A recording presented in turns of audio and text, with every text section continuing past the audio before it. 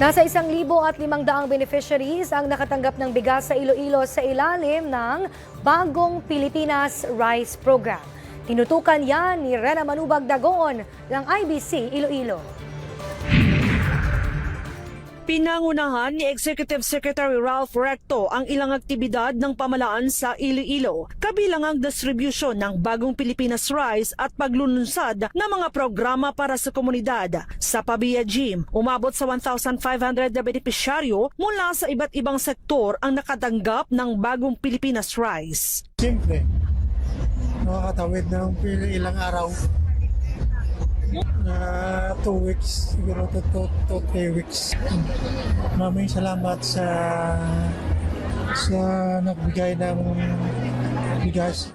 Masasabi ko, pasalamat ako na isa tayo sa nagpili na bigyan ng tulong ni Pangulong Marcos natin. Kahit kunting tulong lang yan, pero malaking bagay sa atin mahigit.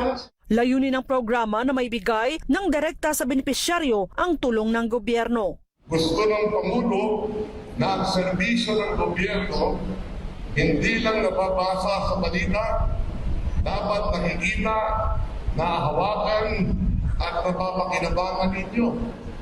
At ngayon, natitikman pa at nakakabusog pa. Samantala, sa Iloilo Convention Center, isinagawa rin ang Bawat Bayan Makikinabang Iloilo, kung saan kasama sa mga aktibidad ang orientation para sa 215 presidential scholars. Ipinamahagi rin ang Social Contract of the Philippine Foundation o SCPR checks sa mga lokal na pamalaan. Halos 1,721 na barangay sa Iloilo ang tumanggap ng tulong. Matapos ang aktibidad, dumalo si Recto sa LMP Luzon National Congress kung saan naghatid siya ng keynote message sa mga pinuno ng mga bayan. Binigyan din ng pamalaan ang layunin nitong mailapit ang serbisyo at tulong ng gobyerno sa mga pamilya, barangay at lokal na komunidad.